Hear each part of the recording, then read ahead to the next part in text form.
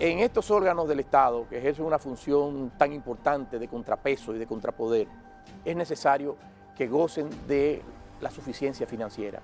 Sin una suficiencia financiera para cumplir, donde los favores para cualquier situación de dificultad de miembros de estos estamentos, de órganos que le hacen de contrapeso al poder, dependa de ayudas sociales desde el ámbito del Poder Ejecutivo, no vamos a llegar a nada. Hola, buenas, buenas, qué bueno, estamos aquí. Esto es Makini para Color Visión, un sábado más o un domingo más, según donde usted se encuentre. Pero se trata entonces de ir a lo importante. Aquí nos gusta hablar de lo que es fundamental con los que tienen las calidades para explicarnos lo que es muy, muy importante. Cosa importante para el país. Bueno, lo del presidente Abinader es casi la refundación de la República. Son 16 propuestas de reformas a leyes y entre ellas destaca una que es la reforma constitucional. Es, insisto, casi reinventar el país. Entonces, ante ese escenario hay que ir donde los que saben, los guruses, los oráculos del derecho. En este caso, del derecho administrativo. Es posiblemente el nombre más alto del derecho administrativo en la República Dominicana y así se le reconoce. Se llama Olivo Rodríguez Huertas. Bienvenido, profesor. Gracias, Pablo, por tus palabras tan generosas. No, son las evidencias, profesor, las evidencias. Hablemos de las propuestas del presidente, las propuestas de reforma. ¿Qué te parece? ¿Qué intenta hacer el presidente con todo esto? Bueno, me parece que el presidente, anunciando de inmediato, tras su victoria de mayo, anunciando esta reforma, lo que intenta es ganar tiempo. Como todos sabemos, su llegada al poder en el año 2020 estuvo marcado por una situación que no era excepcional solamente en la República Dominicana, sino en todo el mundo, el contexto de la pandemia que se prolongó durante un largo tiempo y que como situación de excepción impedía a cualquier gobernante que asumiera la dirección de un Estado poder aplicar lo que habían sido sus propuestas a lo largo de campañas electorales sobre su visión del Estado. Entonces, cuando hay una situación de excepción, de emergencia, hay que atender eso. Y las cosas ordinarias y las cuestiones de futuro, entonces quedan paralizadas. En ese contexto, hay desde hace mucho tiempo varios temas en los que el país necesita realmente apuntalarse, necesita darle un gran sustento, una gran sostenibilidad de cara hacia el futuro. Dentro de ello, la más importante, siempre se ha hablado, se necesitan recursos para no solamente cumplir con los compromisos que se tienen hoy día, con una carga muy pesada de la deuda pública, sino que se necesitan recursos para seguir pagando una inmensa deuda social en términos de necesidades que apuntan hacia derechos sociales, pero también en términos de infraestructura. Y eso se necesitan recursos a esos fines. Otras reformas desde hace tiempo que están hablándose respecto a la misma, la reforma laboral, de buscar un punto de equilibrio, de que la normativa del trabajo no se convierta en un obstáculo para que, sobre todo, muchas personas jóvenes y también ya personas que van entrando en la llamada tercera edad, bueno, puedan seguir siendo entes productivos y que esto se convierta en una carga demasiado onerosa para la competitividad futura del país.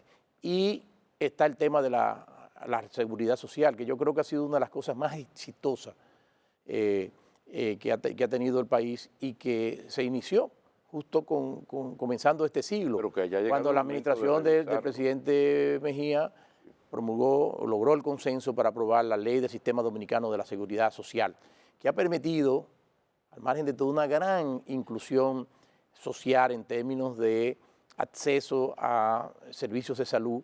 Yo creo que esa interrelación entre sectores públicos y privados en torno a los recursos que se generan en el ámbito de la seguridad social, tanto en el tema de la salud como también en el tema de de las pensiones con todas y las quejas que puedan haber, Es porque antes no había ni siquiera un sistema. Pero es impostergable la revisión, ¿verdad que sí? ¿Tú Entonces, estás de acuerdo está con en eso y ya por hay que- supuesto es una de esas reformas que también estaban pendientes y que se tratan de hacer los ajustes de lugar sin, bajo ningún concepto, hacer, como en la desesperación de la pandemia tuvieron que recurrir muchos países a desmontar esos sistemas. La vía no puede ser desmontar esos sistemas, sino buscar los mecanismos para seguir fortaleciéndolos. Y hay un asunto dentro de esas reformas, sin duda que hay que mencionar, que es un compromiso, digamos, de naturaleza personal del presidente Abinader.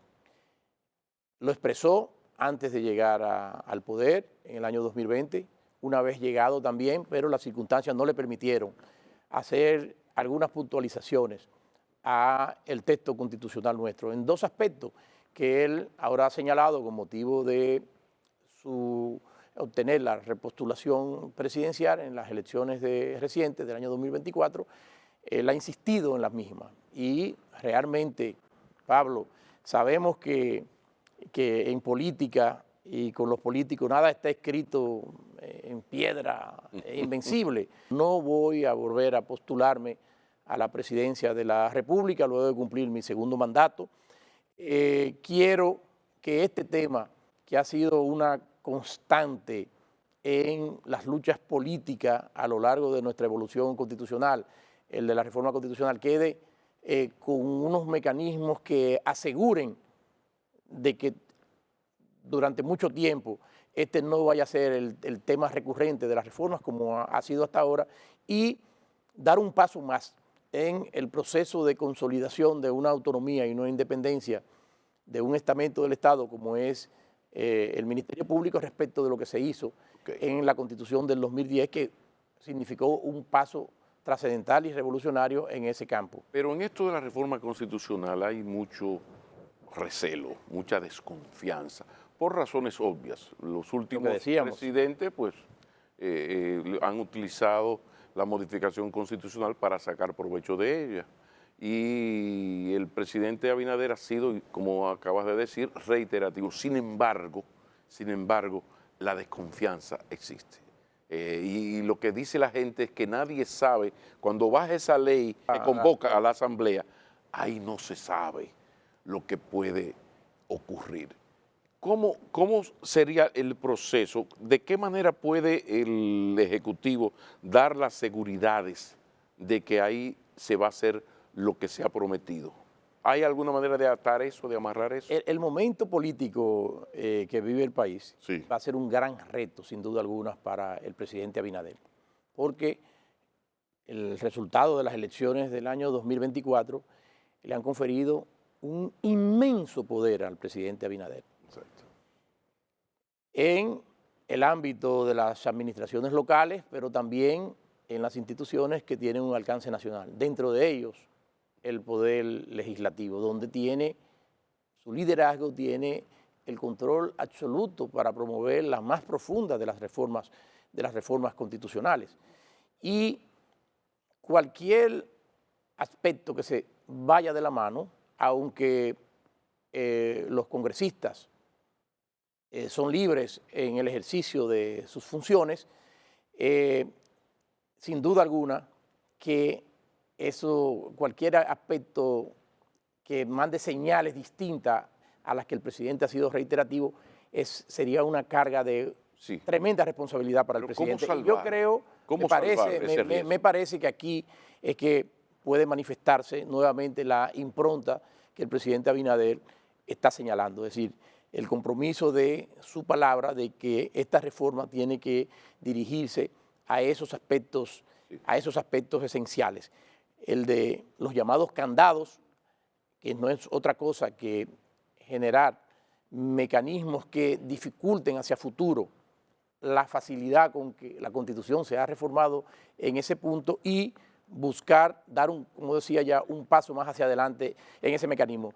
En esto hay una gran discusión jurídica, Pablo. Hay un grupo de juristas que sostienen, y sobre todo pensando en antiguos antecedentes en el campo de la jurisprudencia, de que una vez la Asamblea se reúna es soberana para incluir cualquier tema dentro de lo que está en la Constitución, con una única excepción, que es la de la llamada cláusula pétrea sobre la naturaleza del Estado como civil, democrático y representativo. Entonces, y que en esas situaciones, una vez proclamada, una vez entrada en el campo de la Asamblea, hay ese poder inmenso. Otros, y yo me inscribo, pero me adhiero a grandes maestros de nuestro derecho constitucional, sostienen que la letra de la Constitución no deja lugar a duda. En uno de los artículos donde se inicia justamente el procedimiento para las reformas constitucionales, que es a través de una ley, señala que esa ley de convocatoria, que tiene unas características especiales, tiene que identificar los puntos sobre los cuales va a versar la reforma. En consecuencia, eso condiciona desde la Constitución también el trabajo de la Asamblea Revisora. La Asamblea Revisora técnicamente debe quedarse allí y eso pudiera estar sujeto a un control constitucional. Luego vienen otros temas y hay unos artículos en su momento famosísimos en paz descanse, de nuestro querido Adriano Miguel Tejada, de si puede ser inconstitucional la reforma de la Constitución, pero yo creo que hay unos elementos de la Constitución que tienen que ser respetados y observados para esos fines. Pero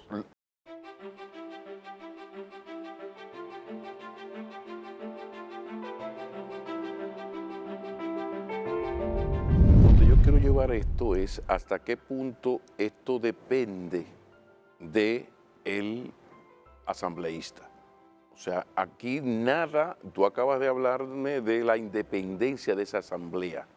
Llegó, nos reunimos, yo como legislador soy de la asamblea. Entonces, ahí yo tengo todas las posibilidades de hacer lo que yo quiera, incluso fuera de la propuesta que dice la ley que me convocó. Entonces, ahí hay un asunto de confianza que se agrava con un dato. Quienes van a apoyar eso son del PRM, en el sentido del PRM tiene la fuerza suficiente para que, aunque se retire el PLD y la Fuerza del Pueblo, aprobar todo eso.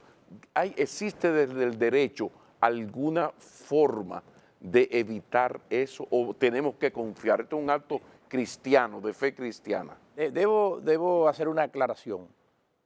Como ya señalé, yo no simpatizo con esa tesis que sostiene que una vez reunida la Asamblea pueda referirse a cualquier punto, aún distinto de los específicos que han motivado la convocatoria de la Asamblea Nacional Revisora. Esa es mi posición. Tú sabes que los en la que yo me inscribo. Son bellacos, Olivo. Y cualquier, dicho esto, sí, no tengo duda de que si la Asamblea se excede en el mandato que ha dado lugar a la convocatoria de la Asamblea Revisora, estaría incurriendo en un acto inconstitucional que podría eventualmente estar sujeto, aquí viene la gran discusión, a lo que diga el Tribunal Constitucional, porque el Tribunal Constitucional va a constatar de que el procedimiento de la reforma se haya llevado a cabo debidamente. Hay quienes sostienen, bueno, es que después de declarada y proclamada la Constitución, no se puede declarar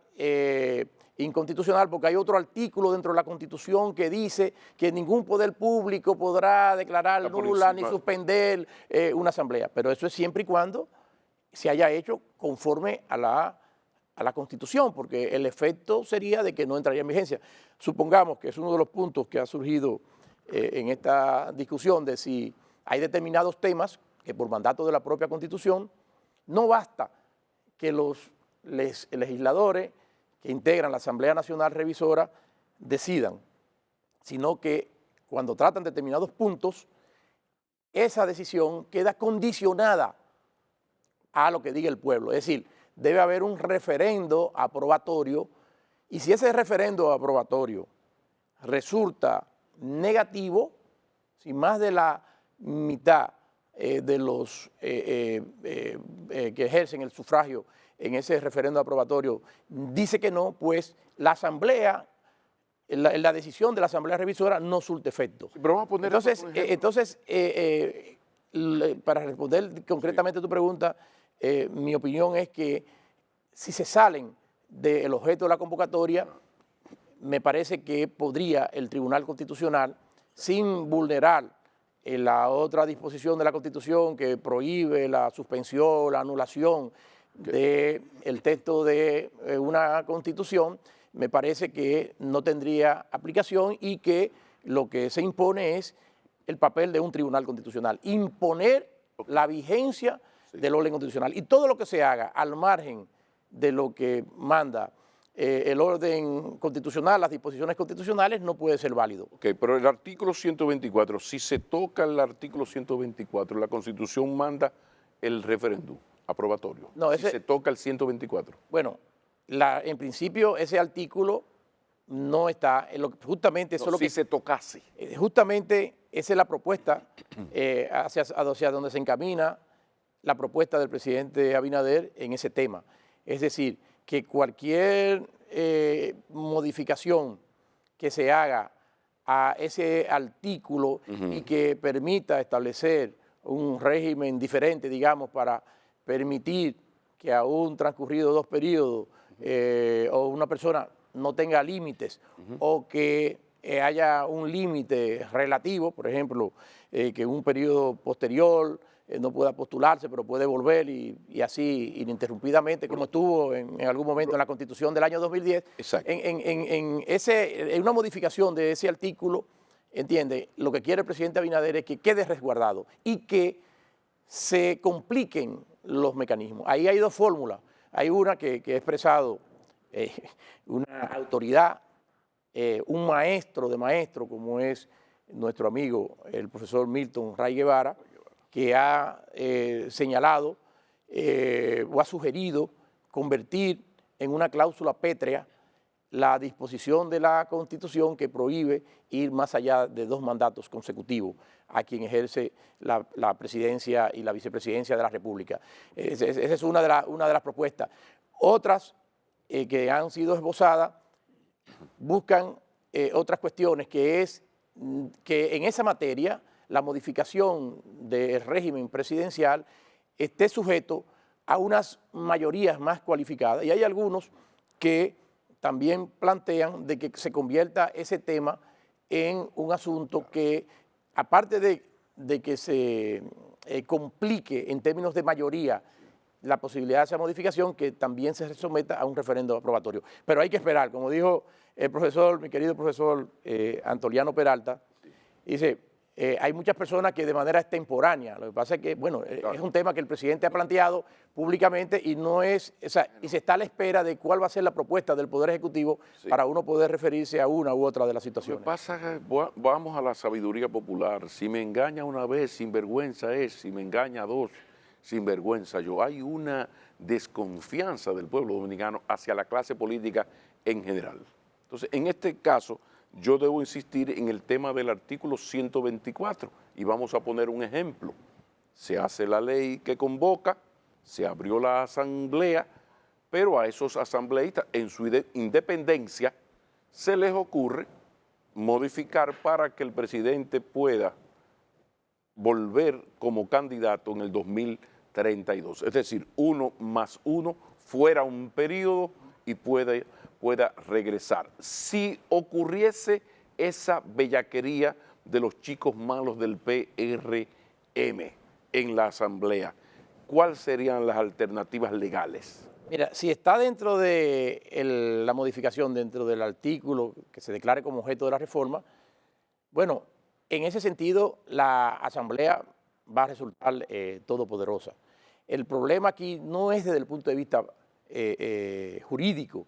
En ese escenario sería un tema desde el punto de vista del riesgo político, es decir, de que claro, hacia el futuro entonces digan, ustedes ven, no era cierto, no era sincera la decisión que el presidente Abinader sostuvo como promesa para en el año 2020 y que ha reiterado en un contexto donde ha obtenido, porque no es un enamoramiento a fuerzas opositoras que pudieran estar controlando el Congreso, vamos a hacer esta reforma para eso, no, es desde la comodidad de una mayoría absoluta que el presidente Abinader, el mismo día en que obtiene el resultado favorable, tanto a nivel presidencial gana en primera vuelta y con esas mayorías en el Congreso, él dice de nuevo, este es un legado que yo voy a dejar. Entonces, allí el riesgo vendría a ser de naturaleza estrictamente política. Si suponemos que en la reforma verse sobre otros aspectos que no estén contenidos en la ley, bueno, ya ahí el riesgo es de otra naturaleza, es la posibilidad de que, con toda la discusión que hay al respecto, de que el Tribunal Constitucional pueda inéditamente declarar inconstitucional un procedimiento de reforma y en consecuencia un texto constitucional que se derive de él. Pero el riesgo es sobre todo político, pero es un riesgo político. Estamos hablando para esa pequeña parte de la población que no es licenciada en Derecho, pero yo aquí digo que de cada 10 ciudadanos por lo menos 11 son licenciados en Derecho, pero quiero insistir en esto porque primero, la credibilidad sobre el presidente es muy alta, o sea, incluso en términos personales yo creo en la buena fe del presidente. A mí lo que me preocupa es lo mismo que ha pasado con las 3 causales, que el presidente está de acuerdo con ellas, pero como es un tema ideológico de tintes religiosos, él no puede interferir en la decisión de los señores legisladores que hacen lo que ya hicieron, ¿verdad? Perfecto. En este caso pasa igual. Por eso yo insisto en la pregunta de que se redacta la ley que convoca y ahí se ponen los puntos, ¿verdad? Hay que poner la agenda. ¿Qué es lo que se va a hacer? Están convocando los artículos sobre los cuales versará la reforma. Exactamente. Sí, Muy bien. Pero resulta que bellacos, los muchachos del PRM, llegada la hora de la verdad, se atrevieron, modificaron el artículo 124 y pusieron al presidente en la posibilidad de regresar en el 32. Y el presidente es inocente, fue una decisión en el Congreso. Si eso ocurriese, ¿cuáles alternativas? ¿El referendo aprobatorio? O ahí mismo te pregunto, ¿cuál sería el poder del Tribunal Constitucional para frenar eso o no llega hasta el Tribunal Constitucional? Mira, por favor. Varias cosas. Una, la política, inmediatamente la jurídica.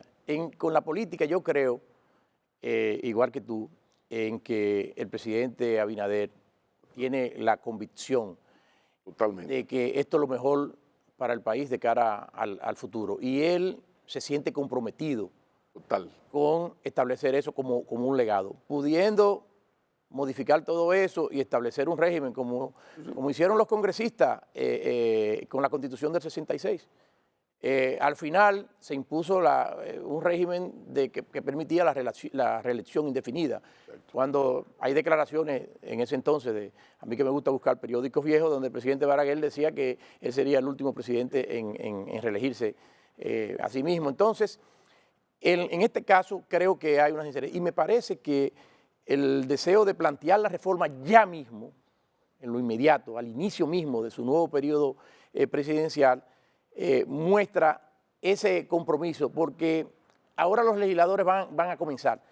Si transcurren otras circunstancias, es obvio que puede motivar eso a los legisladores, digamos en 2 años, en 3 años que esto se presente, pero que no se vea que quienes pueden suceder al presidente Abinader como candidato presidencial en su partido puedan tener la posibilidad de garantizar la continuidad en el poder. Ese sí es un escenario que incentiva mucho a que esos legisladores pudieran decir lo contrario.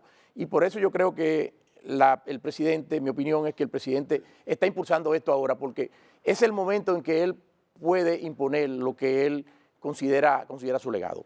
El otro aspecto, la modificación del artículo de régimen presidencial per se, no es de los aspectos que están sujetos hoy día a la necesidad de un referendo aprobatorio.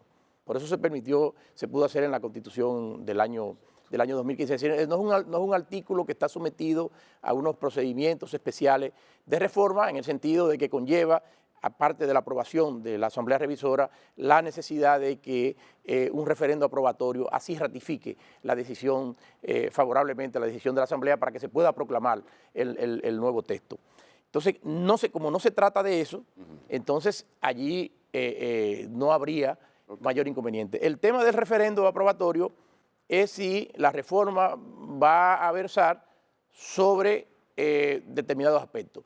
Y allí es que está ahora mismo la discusión jurídica Y eso conlleva también un asunto estratégico porque un referendo aprobatorio conlleva la necesidad de movilizar el 30% de todo el padrón electoral, de todas las personas que están en condiciones. 2.4 millones de personas. Exacto. Entonces tienen que acudir y la mitad más uno de eso tener que decidir. Por eso entrar a todo un proceso que hay que hacer una campaña, la campaña del sí y del no, los que están con el sí y los que están con el no, para determinar si eso es o no necesario.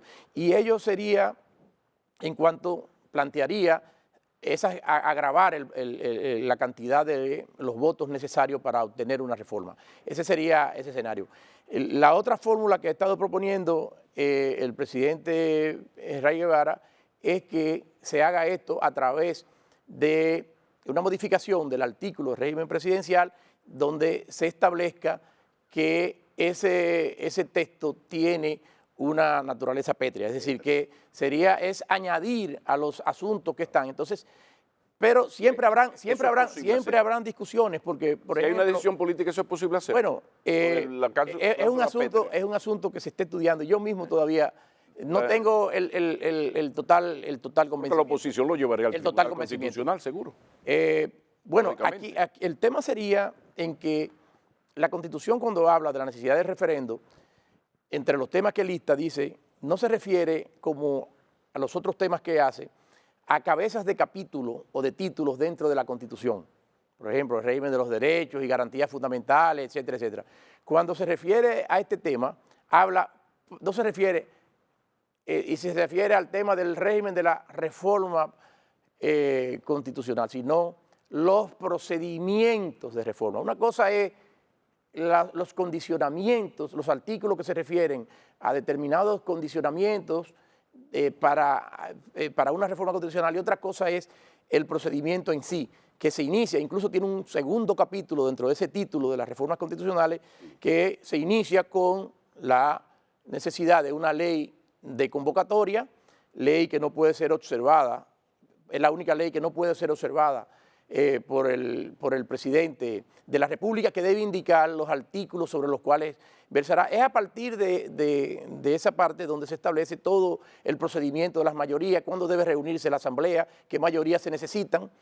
Y entonces ese aspecto de la naturaleza pétrea de determinadas cláusulas, aunque está en el título de las reformas constitucionales, no está en la parte que estrictamente se refiere a los procedimientos de reforma constitucional. Entonces, si vamos al literalismo de la Constitución, no se está refiriendo a que una transformación de esa cláusula de régimen pétreo se pueda o no hacer, aunque resulta contraproducente el hecho de que una disposición que se excluye de la posibilidad en un régimen de vida institucional ordinario de ser modificado, no responda a otros criterios. Aquí viene lo del poder originario, constituyente, si es a través de una asamblea constituyente que hay más poderes, o cuando es a través del procedimiento de reforma que es el constituyente derivado que no tendría esos poderes. Si habrán, en todo caso, no estará exento de polémica. Y creo que es un asunto que se está estudiando a todos los que nos gusta el derecho público. Así lo estamos haciendo y estamos a la espera realmente de cuál ha de ser la propuesta específica del presidente Abinader para saber en qué campo nos movemos respecto de este delicado punto, de si se requeriría o no para consagrar el mecanismo, la visión de candado del presidente Abinader respecto de ese tema, de si necesitaría o no cumplir excepcionalmente con un procedimiento de referendo aprobatorio.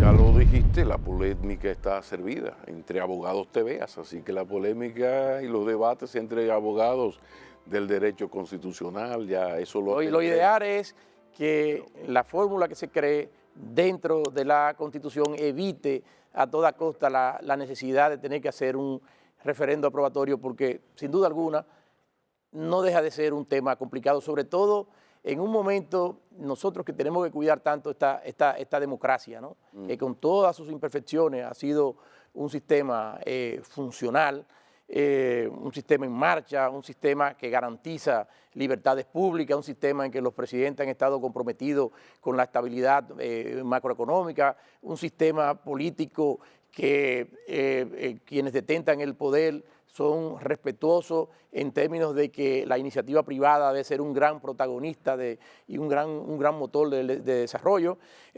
Un país que ahora mismo se debate por impulsar reformas institucionales para seguir perfeccionando aquellos aspectos que han quedado un poco más atrás, porque en el ámbito económico, en el ámbito de desarrollo social, hemos avanzado mucho. Nos falta mucho la pata de fortalecer la institucionalidad del país. Entonces yo creo que es importante no someter al país a ese estrés adicional, de manera que tengo mucha esperanza de que la fórmula que se está estudiando a nivel gubernamental pueda ser aceptable para toda la comunidad jurídica en términos de que la reforma de los candados del presidente Abinader no esté sujeta o condicionada por la necesidad de un referendo aprobatorio. Cuando viene a ver antes de tiempo tendrás que regresar a debatir con alguno de tus compañeros aquí en Siempre es un gusto, lo hemos hecho en algunas ocasiones. Sí, claro,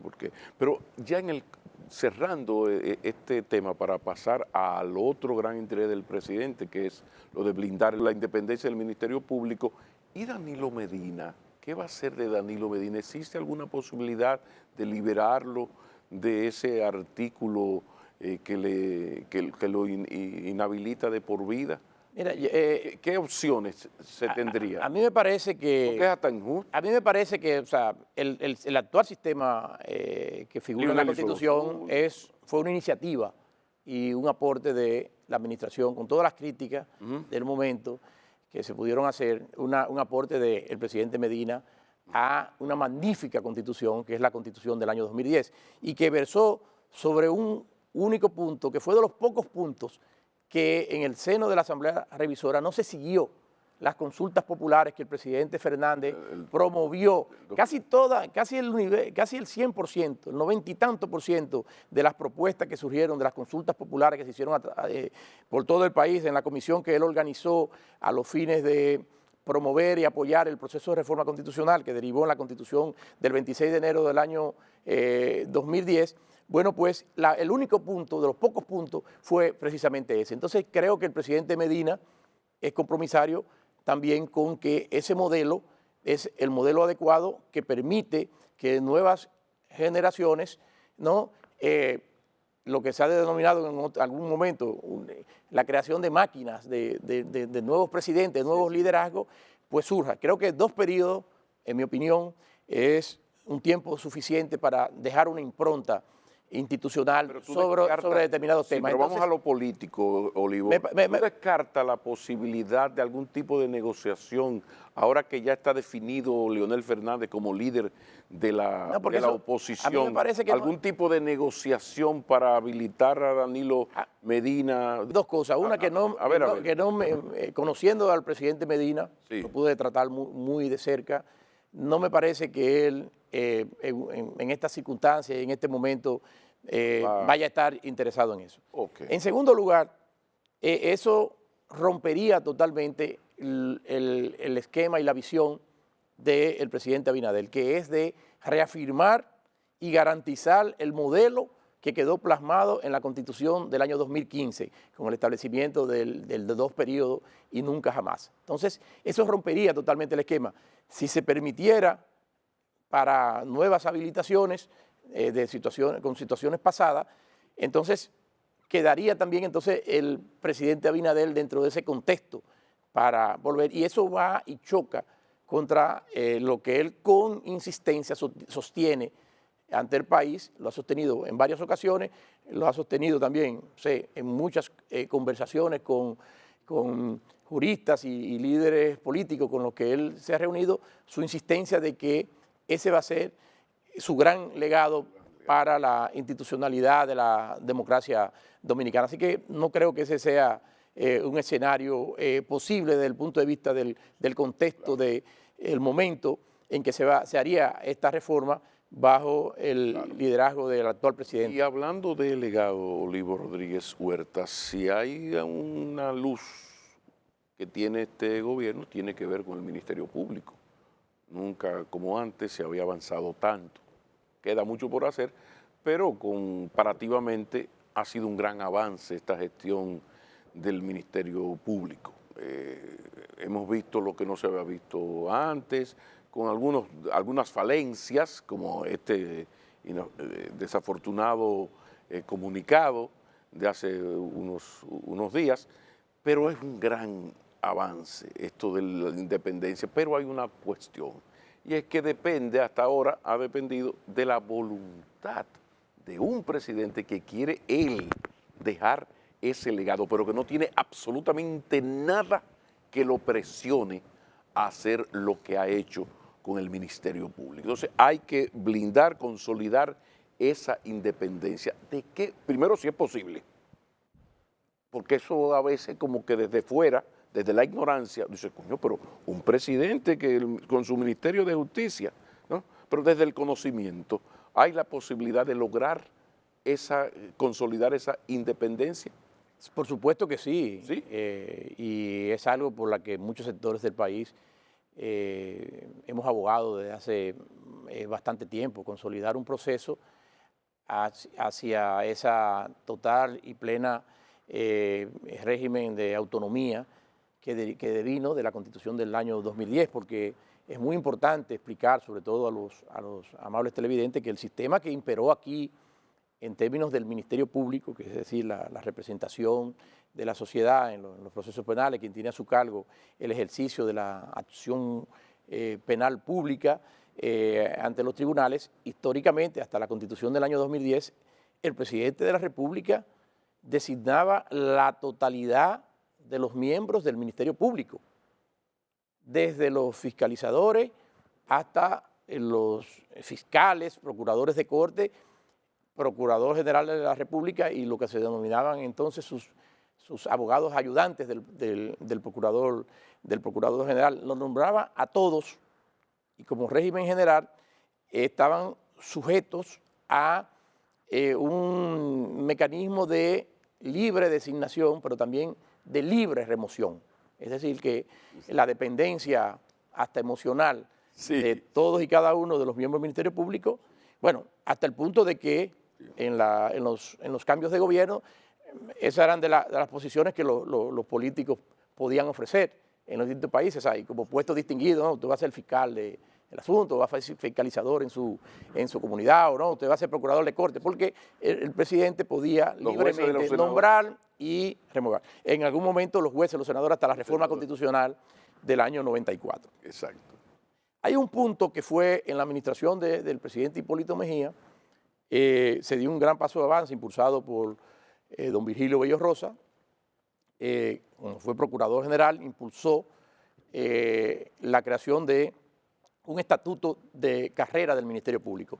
Pero eso seguía teniendo una falencia, y era de que una sentencia de la Suprema Corte de Justicia, cuando ejercía de Tribunal Constitucional, en relación a un artículo de la Ley General de Telecomunicaciones sobre el tema de la inamovilidad, recuerda de esa transición entre el primer gobierno del presidente Fernández y la administración del presidente Mejía, había unos temas que en la Ley de Telecomunicaciones los miembros del Consejo Directivo eran inamovibles por un periodo, y ese periodo excedía el periodo constitucional. Y hubo una acción ante el Tribunal Constitucional donde se señaló de que eso no se podía.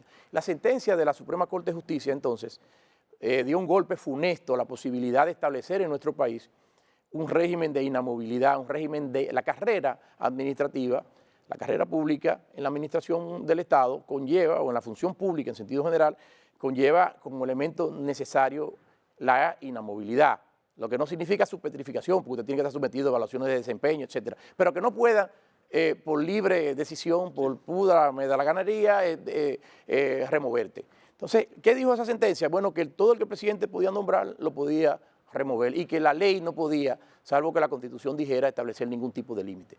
Y obviamente los miembros del Ministerio Público eran designados por el Poder Ejecutivo y en consecuencia la carrera se convirtió en algo utópico, algo parecido a lo que pasó con la Ley de Servicio Civil y Carrera Administrativa, que le debemos tanto a ese padre de la administración pública dominicana, don Raimundo Amaro Guzmán. Se estableció allí, pero se sustituía la inamovilidad o la estabilidad por una indemnización. Entonces eso no es carrera pública.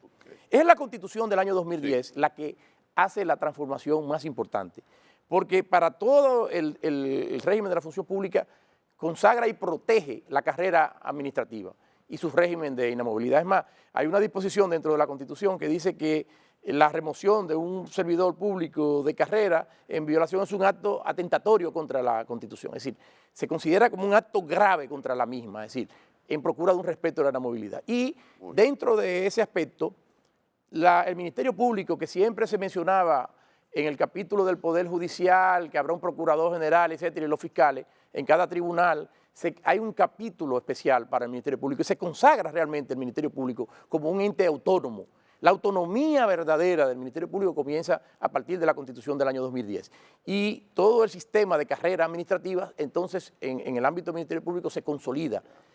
Y el paso más importante es que se limita la capacidad del presidente, se limitó la capacidad del presidente de la República de designar todos los miembros del Ministerio Público, se limitó a que el presidente solamente pueda designar al Procurador General de la República y la mitad de sus procuradores adjuntos. El resto de esa otra mitad de los procuradores adjuntos tiene que ser de la carrera del Ministerio Público. El resto de los procuradores generales de corte, fiscales de distritos judiciales y de los llamados antiguos fiscalizadores, todos surgen a partir de la escuela del Ministerio Público, el ingreso, y tienen un régimen garantizado para el ejercicio de su función.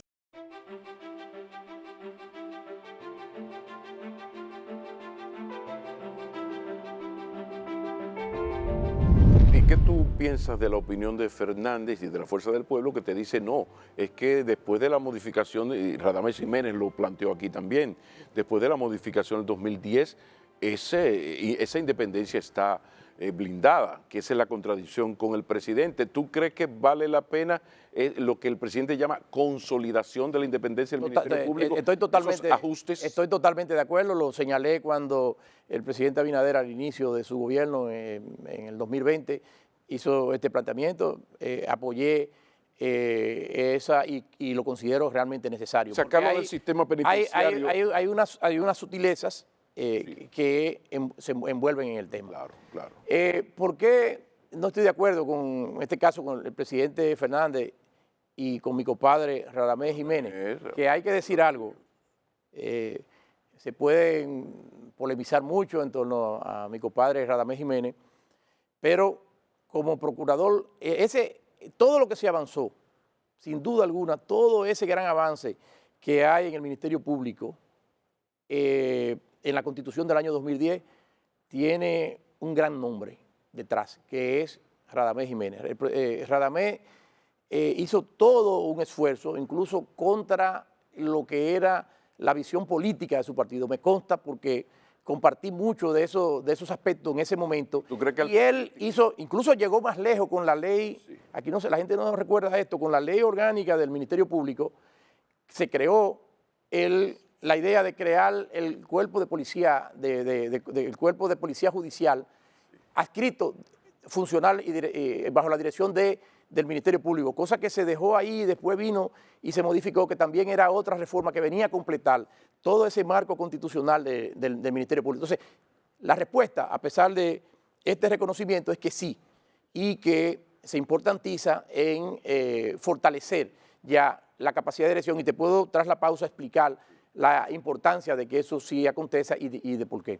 Bueno, lo cierto es que uno siente como que Radamés Jiménez la tiene difícil, ahora que está como dirigente político, para que el Radamés político supere al Radamés procurador. Porque un gran procurador general. Fue un gran procurador y él a sí mismo se dejó el listón muy alto, pero finalmente... No, y contra toda, porque cuando nombraron a Radamés, recuerda que había todo tipo de prejuicios. Y sin embargo, él supo sobreponerse, no solamente por su vínculo de cercanía personal con el entonces presidente Fernández, sino su misma condición de dirigente político, pero realmente se dedicó en cuerpo y alma, no solamente a fortalecer desde este punto de vista institucional el Ministerio Público, sino en dos aspectos muy importantes.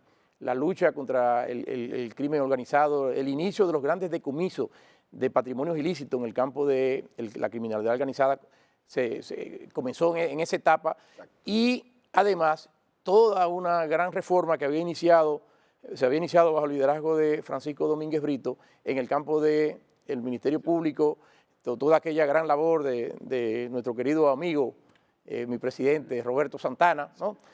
Bueno, en ese contexto, todo ese aspecto de la reforma del sistema penitenciario tuvo y contó con todo su apoyo. Así, honrar honra, y realmente esas cosas hay que decirlo. Ahora bien, también hay que decirlo que es correcta la visión del presidente Abinader de seguir profundizando en eso y dando un mayor grado de independencia respecto de lo que le queda al presidente de la República en relación al Ministerio Público. Sed justos lo primero si queréis ser felices, y tú eres un hombre relativamente, racionalmente feliz. Finalmente, finalizando ya, se habla mucho de la participación o no del Ministerio Público en el Consejo Nacional de la Magistratura. Hace unos días alguien, creo que Manuel Cruz, si mal no recuerdo, hizo la propuesta de que el sustituto del procurador del Ministerio Público, procurador de la República, en ese consejo podría ser el defensor del pueblo. Eso en términos de estructura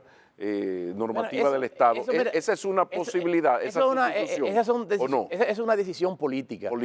Pero si la reforma constitucional que está promoviendo el presidente Abinader se encamina a dotar de un mayor grado de independencia a la cabeza del Ministerio Público, que es que tiene, en base al principio de jerarquía, tiene la capacidad de dar órdenes, instrucciones, etcétera. En ese contexto, si se da ese grado de autonomía, ese grado de separación, bueno, no tendría ya mucho sentido de que entonces se le saque y se haga una nueva conformación, porque no va a aportar realmente estos grandes cambios. Hay un aspecto, Pablo, no sé si queda medio segundo, que yo creo que, por favor, que es importante. No basta un ordenamiento jurídico protector de un régimen, un sistema de autonomía, etcétera.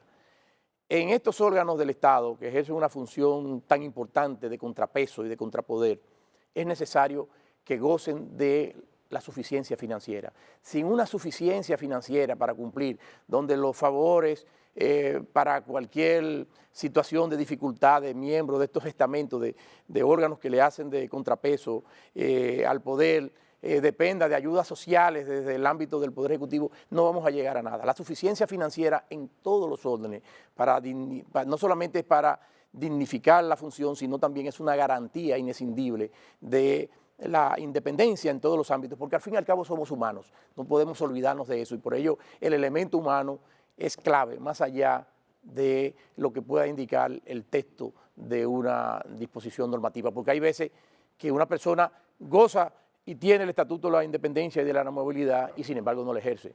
Entonces, son las personas las que hacen las instituciones. Muchísimas gracias. Gracias, Pablo, esto pasa muy rápido. Por eso fue que te invité, porque la verdad que necesitaba tu ayuda y creo que todos necesitábamos escuchar una voz autorizada que un poco nos aclarara a los ignaros, nos aclarara un poco este escenario que, como tú ves, es muy fundamental y necesita mucho de personalidades como tú. Así que muchísimas gracias. Muchas gracias, Pablo, y siempre es un gusto compartir aquí. Volveremos a encontrarnos. Señores, sean felices. Si es en familia, mucho mejor.